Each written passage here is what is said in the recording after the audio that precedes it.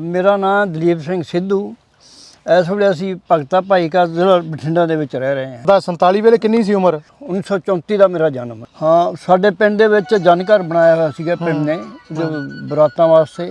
ਉਹਦੇ ਵਿੱਚ ਸਾਡਾ ਪ੍ਰਾਇਮਰੀ ਸਕੂਲ ਚੱਲਦਾ ਸੀ। ਸਾਨੂੰ ਸਿੱਖ ਮਾਸਟਰ ਸੀ ਜਿਹੜਾ ਪੜ੍ਹਾਉਂਦਾ ਹੁੰਦਾ ਸੀਗਾ। ਪ੍ਰਾਇਮਰੀ ਸਕੂਲ ਮੈਂ ਉਸ ਪਿੰਡ ਦੇ ਵਿੱਚ ਸੀਗਾ, ਜਨ ਘਰ ਬਣਾਇਆ ਪਿੰਡ ਨੇ, ਸਕੂਲ ਨਹੀਂ ਸੀਗਾ। ਉਹਦੇ ਵਾਸਤੇ ਸਾਡਾ ਸਕੂਲ ਚੱਲਦਾ ਸੀਗਾ। ਸਿੱਖ ਮਾਸਟਰ ਸੀ ਗੁਰਚਰਨ ਸਿੰਘ। ਮੈਂ 4 ਜਮਾਤਾਂ ਦਾ ਪਿੰਡ ਕੀਤੀਆਂ। ਅੱਛਾ ਜੀ। ਉਸ ਤੋਂ ਬਾਅਦ ਫਿਰ ਮੁਸਲਮਾਨਾਂ ਦਾ ਪਿੰਡ ਸੀਗਾ ਬਾਨਮਾ, ਉੱਥੇ ਜਾਂਦੇ ਹੁੰਦੇ ਸੀ ਤੁਰ ਕੇ। ਅੱਛਾ। 6ਵੀਂ ਕਲਾਸ ਤੱਕ ਮੈਂ ਉੱਥੇ। ਉਸ ਤੋਂ ਬਾਅਦ ਫਿਰ 47 ਦਾ ਸਾਡਾ ਚੱਕ ਨੰਬਰ 200 ਤੇ ਨਾਂ ਦੇ ਹਿਸਾਬ ਨਾਲ ਕਰਤਾਰਪੁਰ, ਤਹਿਸੀਲ ਸਮੁੰਦਰੀ, ਜ਼ਿਲ੍ਹਾ ਲੈਲਪੁਰ। ਕਿੱਡਾ ਕੁ ਪਿੰਡ ਸੀਗਾ ਇਹ ਵੱਡਾ? ਪਿੰਡ 200 ਘਰ ਸੀ ਬਸ। ਤੇ ਗੁਰਦੁਆਰੇ ਮਸਜਿਦ ਹੈ ਸੀ ਕੋਈ? ਹਾਂ, ਗੁਰਦੁਆਰਾ। ਇਹ ਸਾਡੇ ਜਿਹੜੇ ਪਿੰਡ ਸੀਗੇ, ਰੋਡ ਸਿੱਖਾਂ ਦਾ ਪਿੰਡ ਹੈ ਜਾਂ ਰੋਡ ਮੁਸਲਮਾਨਾਂ ਦਾ, ਇਸ ਢੰਗ ਨਾਲ ਸੀਗੇ। ਇਹ ਕੰਮਿਆਂ ਦੇ ਘਰ ਸੀ। ਜਿਵੇਂ ਸਾਡੇ ਪਿੰਡ ਸੀਗੇ 3 ਸਿੱਖਾਂ ਦੇ, 200, 202, 203 ਇਹ ਇਕੱਠੇ ਸੀਗੇ। ਇਹਨਾਂ ਵਿੱਚ ਘਰ ਸੀਗਾ ਜਾਂ ਤਾਂ ਪਖਾਣਾ ਦੇ ਜਾਂ ਮਜ਼੍ਹਬੀ ਸਿੱਖਾਂ ਦੇ 1-2 ਘਰ, ਜਾਂ ਮਰਾਸੀਆਂ ਦੇ, ਮਤਲਬ ਬਾਕੀ ਰੋਡ ਸਿੱਖੀ ਸੀ। ਇਹ ਚੱਕ 200 ਦੀ ਗੱਲ ਕਰਦੇ ਹੋ? ਹਾਂ, ਚੱਕ 200 ਦੀ। ਮੇਰੇ ਨਾਲ ਮਰਾਸੀਆ ਦਾ ਮੁੰਡਾ ਪੜ੍ਹਦਾ ਹੁੰਦਾ ਸੀਗਾ, ਮਨਜ਼ੂਰ। ਹਾਂ, ਉਹਦੀ ਇਸ ਵੇਲੇ ਪਤਾ ਲੱਗਿਆ ਵੀ ਮੌਤ ਹੋ ਗਈ ਹੈ। ਉਧਰ ਹੀ ਆ ਉਹ? ਉਧਰ ਹੀ ਸੀ ਉਹ, ਸਾਡੇ ਪਿੰਡ 'ਚ ਹੀ ਸੀ ਉਹ। ਯਾਨੀ ਉਹ ਮੁਸਲਮਾਨ ਦਾ ਉੱਥੇ ਹੀ ਰਹੇ ਉਹ ਤਾਂ। ਇੱਕ ਥਰਾਜ ਸੀਗਾ ਮੁਸਲਮਾਨ। ਅੱਛਾ ਜੀ। ਉਹ ਆਪਣਾ ਸੀਗਾ ਉਹ ਲੋਹਾਰ। ਉਹਨੇ ਸਾਰੇ ਪਿੰਡ ਨੂੰ ਕਿਰਪਾਨਾਂ ਵਗੈਰਾ, ਹੋਰ ਪੇਟੀਆਂ ਸਟੀਲ ਦੀਆਂ, ਸਾਰੇ ਪਿੰਡ ਨੂੰ ਬਣਾ ਕੇ ਦਿੱਤੀਆਂ ਸੀ।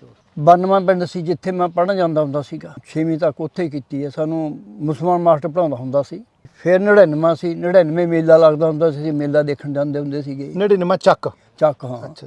ਫਿਰ 96 ਚੱਕ ਸੀ, ਉੱਥੇ ਸਾਡੇ ਪੇਪਰ ਹੁੰਦੇ ਸੀਗੇ। ਸਾਡਾ ਖੇਤ ਵੀ ਉਸੇ ਪਾਸੇ ਸੀਗਾ। 96 ਸਾਡੇ ਪੇਪਰ ਹੁੰਦੇ ਸੀ, ਜਿਵੇਂ ਚੌਥੀ ਦੇ ਪੇਪਰ। ਇੱਕ ਪਿੰਡ ਸੀਗਾ ਟੋਰਿਆਂ ਵਾਲੀ ਮੁਸਲਮਾਨ ਦਾ ਪਿੰਡ ਸੀਗਾ ਕੱਟੜ। ਉਹ ਆਪਣੇ ਤੋਂ ਉਦੋਂ ਦੂਸਰਾ ਦੋਹੇ ਜਿਹੇ ਮਨਾਉਂਦੇ ਹੁੰਦੇ ਤੇ ਉਹ ਸਰੀਰ ਨੂੰ ਤੰਗ ਕਰਦੇ ਉਹ। ਅੱਛਾ। ਕਈ ਵਾਰੀ ਸੰਗਲਾਂ ਨਾਲ ਪਿੰਡਾ ਵੱਢਦੇ ਆ, ਕਈ ਵਾਰੀ ਸੂਏ ਨਾਲ ਘਬੋ ਲੈਂਦੇ ਆ। ਮਤਲਬ ਉਹ ਸਰੀਰ ਨੂੰ ਤਕਲੀਫ ਦਿੰਦੇ ਉਹ। ਅਸੀਂ ਉਹ ਦੇਖਣ ਜਾਂਦੇ ਹੁੰਦੇ ਸੀ ਉੱਥੇ ਟੋਰੇ ਵਾਲੇ। ਮੇਰੇ ਬਾਪੂ ਜੀ ਜਦੋਂ ਜੋਰ ਕਟਾ ਵੱਢੀ ਚੱਲਦੀ ਸੀ ਤੇ ਮੇਰੇ ਬਾਪੂ ਜੀ ਟੋਰੇ ਵਾਲੀ ਗੁੜ ਬਣਾਉਣ ਜਾਂਦਾ ਹੁੰਦਾ ਸੀ। ਸਾਡੇ ਉੱਥੇ ਰੌਲਾ ਨਹੀਂ ਪਿਆ, ਮਾਰ ਮਰਾਈ ਨਹੀਂ ਹੋਈ। ਤਾਂ ਬਰਾਦਰੀਆਂ ਦੀਆਂ ਲੜਾਈਆਂ ਹੁੰਦੀਆਂ ਸੀ ਕੋਈ ਮੁਸਲਮਾਨਾਂ ਸਿੱਖਾਂ? ਸਾਡੀ ਤਾਂ ਬਹੁਤ ਖਾਣ ਪੀਣ ਦਾ ਸਾਂ ਸੀ ਮੁਸਲਮਾਨਾਂ ਦਾ। ਕੋਈ ਇਹੋ ਜਿਹਾ ਰੌਲੇ ਵਾਲੀ ਗੱਲ ਹੀ ਨਹੀਂ ਸੀ। ਪਰ ਲੋਕੀ ਕਹਿੰਦੇ ਸੀ ਨਹੀਂ, ਇੰਨੀ ਮੌਜ ਕਰਦੇ ਆ, ਇੰਨੇ ਸੌਖੇ ਆ, ਕਿਵੇਂ ਛੱਡ ਕੇ ਜਾਵਾਂਗੇ। ਕਿਉਂ ਜ਼ਮੀਨਾਂ ਚੰਗੀਆਂ ਸੀ, ਘਰ ਚੰਗੇ ਸੀ, ਰਹਿਣੀ ਸਹਿਣੀ ਬੋਲ ਚਾਲ ਲੋਕਾਂ ਦਾ ਮੇਲ ਮਿਲਾਪ ਬਹੁਤ ਜ਼ਿਆਦਾ ਸੀ। ਤੇ ਫਿਰ ਵਿੱਚੋਂ ਲੋਕੀ ਜਿਹੜੇ ਬਾਹਰ ਅੰਦਰ ਜਾਂਦੇ ਸੀ ਉਹਨਾਂ ਨੇ ਬਹੁਤ ਜ਼ੋਰ ਲਾਇਆ ਵੀ ਤੁਸੀਂ ਸਮਾਨ ਦੁਗੱਡਿਆ ਤੇ ਆਪਾਂ ਨੂੰ ਜਾਣਾ ਪਊ, ਵੰਡ ਹੋ ਗਈ ਹੈ। ਪਰ ਕਹਿੰਦੇ ਨਹੀਂ ਜੀ, ਛੱਡ ਕੇ ਜਾਣਾ ਨਹੀਂ ਹੈ। ਫਿਰ ਉਹ ਵਿੱਚੋਂ ਪਰਿਵਾਰ ਖਿੱਚਣ ਲੱਗ ਗਏ ਵੀ ਇਹ ਤਾਂ ਬੱਚਿਆਂ ਨੂੰ ਵੀ ਮਰਾਉਣਗੇ ਤੇ ਆਪ ਵੀ ਮਰਨਗੇ, ਆਪਾਂ ਆਪਦੇ ਪਰਿਵਾਰਾਂ ਨੂੰ ਬਚਾਓ। ਅੱਛਾ। ਫਿਰ 3 ਪਿੰਡਾਂ ਨੇ ਰਾਇ ਕੀਤੀ। 3 ਪਿੰਡ ਵੱਜੇ ਸੀ ਆਪਣੇ ਇਹਨਾਂ ਪਿੰਡਾਂ 'ਚੋਂ ਹੀ। ਕੋਈ ਘੋਲੀਆ, ਕੋਈ ਧੂੜਕੋਟ ਦਾ, ਕੋਈ ਦੁਨੀਆ ਦਾ, ਇਹਨਾਂ ਪਿੰਡਾਂ 'ਚ ਵੱਜੇ ਸੀਗੇ। ਅੱਛਾ ਜੀ। ਤੇ 3 ਪਿੰਡਾਂ ਨੇ ਰਾਇ ਕੀਤੀ, ਸਮਾਨ ਗੱਡਾਂ 'ਤੇ ਲੱਦ ਲਿਆ।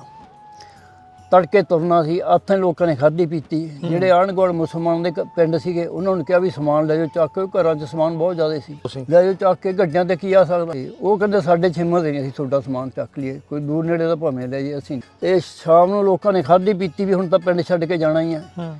ਤੜਕੇ ਕਿਸੇ ਤੋਂ ਗੱਡਾ ਬਾਹਰ ਨਹੀਂ ਨਿਕਲਿਆ। ਕਿਸੇ ਨੇ ਦਰਵਾਜ਼ੇ ਛੱਡਤਾ, ਕਿਸੇ ਨੇ ਵਿਹੜੇ ਛੱਡਤਾ। ਫਿਰ ਰਹਿਣ ਲੱਗ ਗਏ ਹਫ਼ਤਾ। ਫਿਰ ਮੈਂ ਆਪਦੇ ਪਿੰਡ ਨਹੀਂ ਸੀਗਾ ਜੇ ਸਾਡਾ ਚੱਕ ਨੰਬਰ 200। ਮੈਂ ਚੱਕ ਨੰਬਰ 203 ਦੇ ਵਿੱਚ ਸੀਗਾ। ਅੱਛਾ ਜੀ। ਜਦੋਂ ਤੁਰੇ ਆ ਉਹਦੀ ਵਜ੍ਹਾ ਸੀ ਸਾਡਾ ਘਰ ਸੀ ਬਾਹਰਲੇ ਪਾਸੇ। ਅੱਛਾ ਜੀ। ਤੇ ਮੇਰੇ ਨਾਨਕਾ ਤੋਂ ਪਿੰਡ ਸੀਗਾ, ਮੇਰੀ ਨਾਨੀ ਲੱਗਦੀ ਸੀ, ਮੈਂ ਉਹਨਾਂ ਦੇ ਘਰੇ ਪੈਂਦਾ ਹੁੰਦਾ ਸੀ ਰਾਤ ਨੂੰ। ਉਹ 200 ਤੋਂ ਚੱਕ ਕੇ 203 'ਚ ਆ ਗਏ ਤੇ ਮੈਨੂੰ ਵੀ ਨਾਲ ਲਏ, ਮੈਂ ਉੱਥੇ ਸੀ। ਅੱਛਾ ਜੀ। ਉਦੋਂ ਜਦੋਂ ਫਿਰ ਨਾ ਤੁਰੇ ਲੋਕੀ ਰਹਿਣ ਲੱਗ ਗਏ। 47 ਤੋਂ ਪਹਿਲਾਂ ਕਤਲ ਨਹੀਂ ਸੀ ਹੁੰਦਾ, ਕਦੇ ਬੰਦਾ ਮਾਰਿਆ ਕਦੇ ਕਿਸੇ ਨੇ ਸੁਣਿਆ ਨਹੀਂ ਸੀਗਾ। ਅੱਛਾ ਜੀ। ਬਹੁਤ ਘੱਟ ਕਤਲ ਹੁੰਦਾ ਸੀ। ਜੇ ਕਿਤੇ ਹੋ ਵੀ ਜਾਂਦਾ ਲੋਕਾਂ ਨੂੰ ਧਰਤੀ ਦਾ ਰੰਗ ਲਾਲ ਦੀਦਾ ਸੀ, ਇੰਨਾ ਮਤਲਬ ਬੰਦੇ ਮਾਰੇ ਦਾ ਪਾਪ ਮੰਨਿਆ ਜਾਂਦਾ। ਜਿਹੜੇ ਪਿੰਡ ਮੈਂ ਸੀਗਾ ਉਸ ਪਿੰਡ ਇੱਕ ਮੁਸਲਮਾਨ ਮਾਰਤਾ ਆਪਣੇ ਸਿੱਖ ਨੇ। ਅੱਛਾ। ਮੰਗਤਾ ਸੀ? ਰੱਬ ਜਾਣੇ ਤੋਂ ਸ਼ਰਾਬੀ ਸੀਗਾ। ਰੱਬ ਵਾਲੇ ਉਹਨੇ ਕਿਹਾ ਵੀ ਲੋਕੀ ਤੁਰਦੇ ਨਹੀਂ ਗਏ, ਸਮਾਨ ਗੱਡਾਂ 'ਤੇ ਲੱਦਿਆ ਹੋਇਆ ਸੀਗਾ ਤੇ ਉਹਦਾ ਘੋੜੀ 'ਤੇ ਮਾਰ ਕੇ ਪੱਤੇ ਲਈ ਗਿਆ। ਬਾਕੀ ਜਿੰਨੇ ਅਸੀਂ ਜਵਾਕ ਬੁੜੀਆਂ ਕੁੜੀਆਂ ਸਾਨੂੰ ਸਭ ਨੂੰ ਥਾਂ ਤੇ ਸਮਾਨਤਾ 'ਚ ਬੰਦ ਕਰਤਾ। ਲਾ ਕੇ ਜਿੰਦੇ ਲਾ ਤੇ ਉੱਤੋਂ ਜਿੰਦੇ ਲਾ ਕੇ ਤੇ ਫਿਰ ਰੌਲਾ ਪਿਆ ਲੋਕਾਂ ਨੇ, ਕਹਿੰਦੇ ਅੰਦਰ ਅੱਗ ਲਾ ਕੇ ਸਾੜ ਦੇਣਗੇ, ਬਾਹਰ ਕੱਢੇ ਇਹਨਾਂ ਨੂੰ। ਫਿਰ ਉੱਥੇ ਇਹਨਾਂ ਨੂੰ ਬਾਹਰ ਕੱਢਿਆ। ਫਿਰ ਜਿਹੜੀ ਮੇਰੀ ਨਾਨੀ ਲੱਗਦੀ ਸੀ, ਇੱਕ ਉਹਨਾਂ ਦਾ ਮੁੰਡਾ ਸੀ ਮੇਰੀ ਉਮਰ ਦਾ, ਉਹ ਜੋ ਘਬਰਾਈ ਫੜੀ ਸਾਨੂੰ ਲੈ ਕੇ ਤੇ ਕਮਾਦੀ ਜਾ ਵੜੀ। ਉੱਥੇ ਫਿਰ ਕਿਸੇ ਨੇ ਦੇਖ ਲਿਆ, ਕਹਿੰਦੇ ਬੁੜੀ ਤਾਂ ਮਰਨ ਵਾਲੀ ਆ, ਜਵਾਕਾਂ ਨੂੰ ਮਰਾਉਗੇ। ਫਿਰ ਉੱਥੋਂ ਕੱਢ ਕੇ ਲਿਆਏ। ਇਸ ਢੰਗ ਨਾਲ ਤੁਰੇ ਸੀ, ਘਰ ਛੱਡਣੇ ਔਖੇ ਬਹੁਤ ਆ, ਬੜੇ ਔਖੇ। ਜੇ ਤੁਹਾਨੂੰ ਹੁਣ ਤੁਹਾਡੇ ਪਿੰਡ ਕੋਲੇ ਬਾਹਰ ਗੇਟ ਤੇ ਛੱਡ ਦਈਏ ਬਾਹਰ, ਤੇ ਲੱਭ ਲਓਗੇ ਘਰ? ਹਾਂ ਸਭ ਕੁਝ ਲੱਭ ਕਿਹਾ ਸੀ। ਇਹ ਭਾਜਨ ਨੂੰ ਕਹਿੰਦਾ ਸੀ ਕਰਦੇ ਪ੍ਰੋਗਰਾਮ ਬਣਾਉਣੇ, ਫਿਰ ਦੇਖ। ਉਧਰੋਂ ਆ ਕੇ ਇੱਧਰ ਤੰਗੀ ਬਹੁਤ ਜ਼ਿਆਦਾ ਕੱਟ, ਪਿੰਡ ਨੇ ਕੋਈ ਮਦਦ ਨਹੀਂ ਕੀਤੀ। ਮੈਨੂੰ ਤਾਂ ਪੱਠੇ ਲੈਣ ਭੇਜਿਆ ਸੀ ਘਰਦਿਆਂ ਨੇ, ਤੇ ਮੈਂ ਜਾ ਕੇ ਫਿਰੋਜ਼ਪੁਰ ਭਰਤੀ ਹੋ ਗਿਆ। ਇਹ ਘਰ ਦੇ ਭਾਲਦੇ ਫਿਰ ਪਤਾ ਨਹੀਂ ਕਿੱਧਰ ਉੱਠ ਗਿਆ। ਅੱਛਾ, ਘਰੋਂ ਪੱਠੇ ਲੈਣ ਗਏ? ਹਾਂ, ਪੱਠੇ ਲੈਣ ਗਿਆ ਸੀਗਾ। ਹਾਂ, ਬਹੁਤ ਕੁਝ ਦੇਖਿਆ ਸੀ। 65 ਦੀ ਲੜਾਈ ਲੜੀ ਹੈ ਸਿਆਲਕੋਟ ਸੈਕਟਰ ਦੀ। ਉਸ ਤੋਂ ਬਾਅਦ ਫਿਰ ਮੈਂ ਪੈਨਸ਼ਨ ਆ ਗਿਆ। ਅੱਜ ਕੱਲ ਦੇ ਨੌਜਵਾਨਾਂ ਨੂੰ ਕੀ ਕਹੋਗੇ? ਉਹਨਾਂ ਦਾ ਨਸ਼ਿਆਂ 'ਤੇ ਲੱਗੇ ਵੀ ਕਰੀਏ ਕੀ। ਸਟੂਡੈਂਟ ਦਾ ਤੇ ਟੀਚਰ ਦਾ ਰਿਸ਼ਤਾ ਵੀ ਸੀਗਾ ਹੁਣ ਤਾਂ ਉਹ ਵੀ ਖਤਮ ਹੋ ਗਿਆ। ਹਾਂ, ਗੁਰੂ ਕਹਿੰਦੇ ਸੀ ਇੱਜ਼ਤ ਮਾਸਟਰ ਦੀ ਇੱਜ਼ਤ ਬਹੁਤ ਜ਼ਿਆਦਾ ਹੁੰਦੀ ਸੀ। ਹਾਂਜੀ। ਪਿੰਡ ਵੀ ਕਰਦਾ ਸੀ ਤੇ ਸਟੂਡੈਂਟ ਤਾਂ ਕਰਨੀ ਆ। ਕੁੱਟ ਵੀ ਪੈਂਦੀ ਸੀ, ਘਰੋਂ ਵੀ ਪਈ, ਸਕੂਲ 'ਚੋਂ ਵੀ। ਹਾਂ, ਹੁਣ ਨਾ ਸਕੂਲ 'ਚ ਕੁੱਟ ਪੈਂਦੀ ਨਾ ਘਰੇ ਪੈਂਦੀ ਹੈ। ਹੁਣ ਤਾਂ ਕੋਈ ਬੱਚੇ ਨੂੰ ਝਿੜਕ ਦਿੰਦਾ ਤਾਂ ਮਾਪੇ ਆਪ ਹੀ ਕਹਿੰਦੇ ਕਿਉਂ ਝਿੜਕਿਆ ਪਈ। ਹਾਂਜੀ, ਹਰ ਸਹੂਲਤ ਬੱਚੇ ਨੂੰ ਜੰਮਦੇ ਨੂੰ ਹਰ ਮੰਗ ਉਹਦੀ ਪੂਰੀ ਹੁੰਦੀ ਹੈ। ਉਹ ਮੰਗ ਪੂਰੀ ਹੋਣ ਕਰਕੇ ਉਹ ਬੱਚੇ 'ਚੋਂ ਗੁਣ ਪੈਦਾ ਹੀ ਨਹੀਂ ਹੁੰਦੇ ਜਿਹੜੇ ਹੋਣੇ ਚਾਹੀਦੇ ਹੈ।